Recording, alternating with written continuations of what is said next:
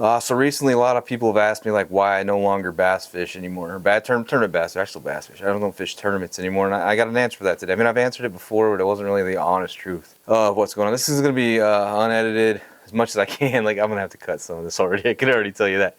But unscripted, I'm just going to go with what happened. Like what happened to me. It's not about anything anybody else did. This is all on me. It's my fault, really. So I started bass fishing in 2018. I fished my first tournament at Moses Lake for the WAKBF, which is the Washington KBF. And I'm just going to go over the signs. There's lots of signs of things that happened. There was just a lot of different things that I picked up after the fact. So I'm going to work up to that final point, that breaking point. But I'm going to start back where it all started.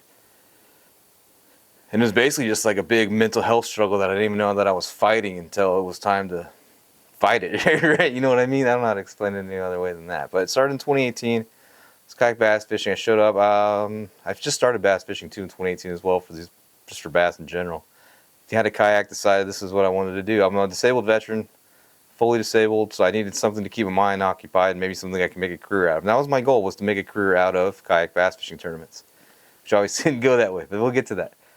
So 2018, I show up at the first tournament. It's Moses Lake. I get there, and there's an algae bloom kind of going on in Moses Lake, which is real. That was a legit problem. But the tournament director that morning decided that the lake about 30 minutes down the road would also be available, which wasn't mentioned any time before that. So it was Banks Lake. So you had a choice now between Banks Lake and Moses Lake, which I wasn't prepared to go to Banks Lake. So that kind of annoyed me that this was an option. I didn't say anything out loud, but this is like one of those signs at first where I was like, something's probably with myself, like, because I was mad, like irritated, like I was ready to just pack up my stuff and go home that day. I didn't. I fished. It was a 2-day tournament. Day 1 was tough. Day 2 was tougher. Actually, day 1 was weather tough. Day 2 was bite tough. I think Coley Colson ended up winning that whole deal. He was sitting underneath that bridge on I-90, just catching them, man. It was fun for him for sure. So that was like the first instance when I realized like I was getting mad at something that I shouldn't be getting mad about. It was a good call. It just irritated me, right? So I go through the whole 2019 season. During the whole off season too, right? Just prepping, getting ready. So like all this stuff, getting kayaks ready, buying all this gear and tackle. And 2019 happened. Good season. Finished I think 4th in the AOI, maybe 5th. Never finished below 5th place. But something during that season just kept happening. Like I was just not happy about it. I didn't finish below 5th place, and I was still miserable. Just didn't know what I was doing. Like I just had to win. That was my goal. Like if I didn't win, it was nothing. So in my head, I had fished my whole life and still have accomplished nothing because I just can't win a bass fishing tournament. Mind you, like bass fishing I've been doing for what? I think less than a year at that point. Yeah, less than a year at that point. I mean, I was angry, dude. Like all the time I come off the water, just mad. Just an attitude problem. I mean, I go to a tournament, I wouldn't eat, I wouldn't drink water, I would just fish. Like I took it pretty seriously. It was a problem. Like I don't know if anybody that fished these tournaments even saw that, but I don't think I even talked to you guys. Like I pretty much stayed to myself, did my own thing.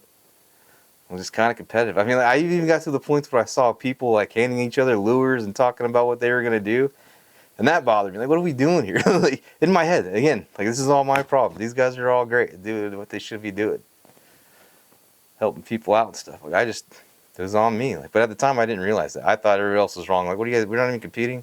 You're gonna help your competitors. Like, I mean, if you got in trouble, obviously, we'd go help you out. Like, it wasn't about that.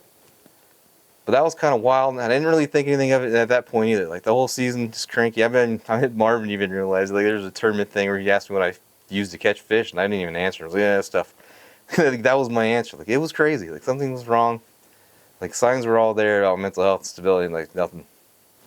Just kept going, and then so 2019 ended, and then that off season, our tournament director for the WAKBF, I think we were going into the WKBF at that point.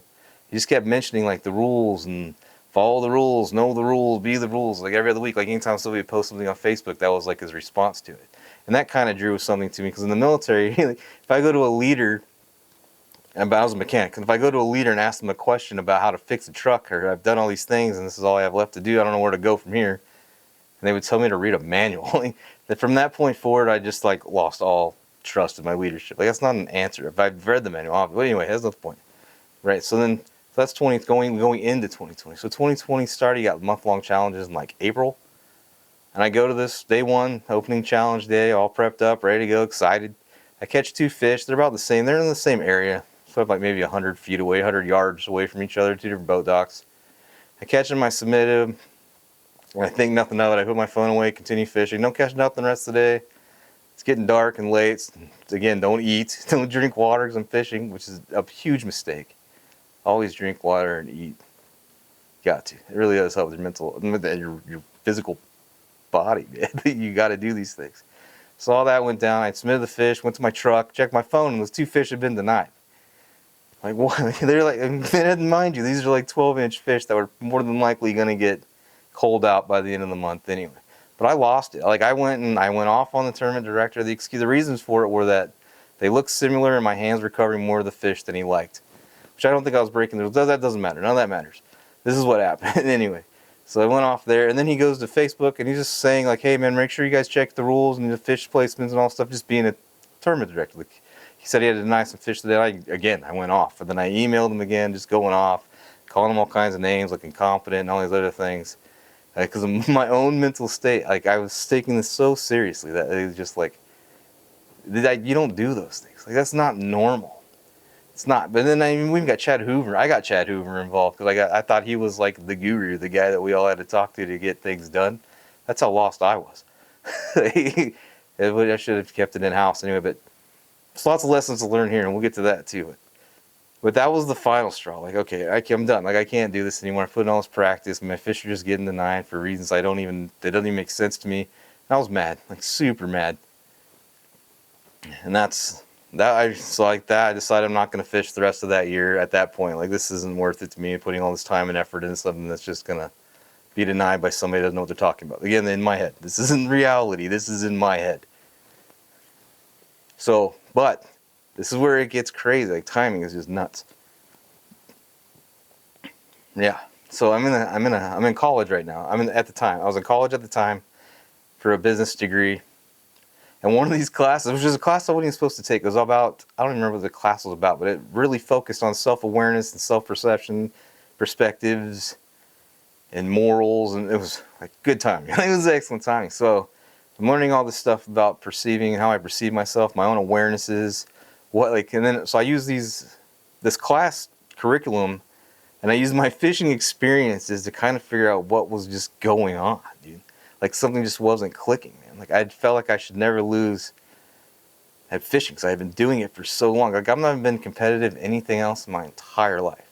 Madden with my brother when I was a kid. That was it. But I would turn that off on if I started to lose. So I didn't really lost that. That wasn't a competition. That was easy. I'm just kidding. But, yeah. So, I mean, some self-reflecting and all this other stuff. And I just started to realize, like, dude, I'm just not made out for this. Like, there's just something in my head because I've been doing it for so long that I feel like I can't lose. And if I lose, it's just not good enough. So I did all this. So I took 2020 off. Did continue the self-reflecting, talked to teachers, got counselors and stuff. Oh, there's other stuff going on too, but this was like my main focus because this is what I wanted to do for the rest of my life. I was already set on that. And then all of a sudden, like, well, I can't do this. This is going to kill me before I'm 40. I'm 40 now, still living. So we're doing good. But I just realized there's like a problem. Like, this can't continue on like this. So after that, I put some time in. I continue to fish. I get my mind right a little bit. I'm getting over all that. And then I think, what was it, like 2021 or 2022, this Pothole's a native event. And again, like, I was like, all right, I'll just try again and see what happens. Maybe all this self-reflecting will like help out and I'll be able to continue to fish again like a normal person. Well, it didn't. Like, it was okay. I pre-fished. I found the spot. I found some solutions and stuff. And then that was the first day of pre-fishing. The next day of pre-fishing, it's hotter. I'm still catching fish. I'm like confident, like, okay, I got a chance. I got a plan. It's all coming together. There's no way that I don't win this thing. Like, winning was my goal. There was no second or third place, which is never like the correct mindset. And again, my confidence was way more than my skill level was at. And there was no evening that out, man. My confidence was here and my skill level was down here. Like, I had no business even thinking I could win this thing. Looking back now. So the tournament happens and I finish in like 5th place out of 120 people. I think it was a hot day, like 100 degrees. And then I was still mad. Like, I was angry that I had only finished in 5th place. Like, that's crazy. That's ridiculous, dude. Ridiculous. So I went home again like, whoa, what am I getting mad about? Like, 5th place is great. There's no reason to be upset about that. None. And that's like, then that was all like I decided, like, no, I can't. Like I can't tournament fish anymore. It doesn't make sense to be mad about great things. Like that's not bad. Hot day, all the odds were against everybody. Like everyone's on the same playing field and stuff, dude. Everybody and everything. So yeah, just went on. I finished school, but I knew that fishing was like part of something I still wanted to be part of. I think, like I said, I've been part of it my whole life. I didn't want to not have that. So I finished school. I graduated with a business degree. I started like marketing for fishing company and stuff. And that was kind of boring. Of course, this just leads me to here. Like this is why I'm doing this now. It's because it's still fishing. I get to talk about it, and I get to still talk to competitors, communicate with competitors, and I don't have to worry about the competition part of me. Like this is all fun, and everything's fun. Because these are the great guys. These are like the greatest people ever. Like there's nobody in the fishing community that I wouldn't talk to or be friends with. That was like the weirdest thing. It's like at the time that I was fishing, like it was not like that. Like I didn't talk to these people. Period. And now I'm interviewing them for podcasts. Like the world's nuts, dude. You just gotta know where you fit and where I fit and belong. Like this isn't for everybody. I'm just saying, if you're going through something, just try and fix it, man. Like if you're like where I'm at, where everyone else is having fun, and you're turning it into something that it's not, just trying to make a career out of it, you gotta calm down, man. You gotta step back, do a little bit, just look from the inside out. Plus that too, man. This is somebody's business, so you don't want to be the Andre Agassi of bass fishing tournaments, dude. The guy that's always disrupting and causing problems and doing things. This is people's businesses. Like they take it very serious. Like this is their ordeal here. So you don't want to be. I didn't want to be that guy either. Like, it was just good. I just had to step back, man. That was all. And then some other things happened in my life. I had to take care of other priorities that keep me from actually just enjoying fishing as recreation for fun. That's the answer to why I don't fish tournaments anymore. I can't. There's just something in my brain that just shuts off, and I become this a-hole that has to win. It's weird. I don't know how to explain it. It doesn't happen in golf. It doesn't happen in video games. Like I've never been that way. Like even in the Army doing PT, like I only passed the PT test when I had to. Like if I didn't have to pass it, I didn't give a shit. Honestly, to be real, I don't know. I don't know what it is. And yeah. I mean, I don't know. It's nothing against competitors, nothing against the directors. Everybody was great. It was like my own mental thing. And I don't know if it was the military PTSD thing, if it's some kind of, you've been doing it so long, how could you lose this type of an ordeal? I don't know. I still don't know to this day exactly what it is, but I know that it's just not for me. Competitive fishing is just not, I'm not into it. I mean, I'm into it, but it's like just like my go places I don't want to go to. It's really weird to explain it, man. Really weird. Well, yeah, that's the answer to that question. I mean, I interview people. Like people ask me all the time, and I always tell them something like, "Oh, well, I'm a full-time parent," which is true. I am, but I didn't keep tournament fishing. It was much deeper than that. But yeah, it's nobody else's fault. It's my own fault. It's my own doing. Will I do it again? Maybe for fun. Maybe like a co-angler on a boat. Maybe, I don't know. Boat's different, man. I don't even know. I had a boat. Like, and I didn't like it. Like, there's a skill involved in boat fishing. Like, you have to know how to drive a boat, and you have to know how to fish, and you have to worry about other people's safety too, like skiers and all these other things you don't really worry about when you're in a kayak. I mean, you worry about them, but you can't control them. But on a boat, you can hit them. You're going fast enough. You can do some damage. In my opinion, anyway. But yeah, that's another story. That's why I quit bass fishing. This is just a mental struggle. It was a weird place to be, man. It was strange.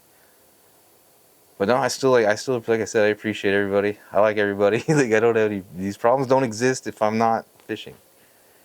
It's weird, man. I don't know. It was like the coolest thing too, because I like missed out. Not cool, it was terrible, because I missed out on like all these friendships and like all these people getting along and getting together and stuff. But I mean, it is what it is. I'm glad I found it now instead of making the problem worse. I mean, that was pretty bad. That's another thing too. Don't go to Facebook or social media and cause problems. There's somebody out there who's waiting for it to happen so they could post it on the internet. As much as I hate doing it, it's stories though. It sucks. It's terrible. Just keep that internal. You know what I mean? If you have a problem, email somebody, but don't go crazy. They're not trying to like deduct you or make you feel like you're a terrible fisherman. Like this is not their job. They're just trying to make everything fair and even and equal. And that's why I quit. Yeah, that's it. Lessons learned, things to do.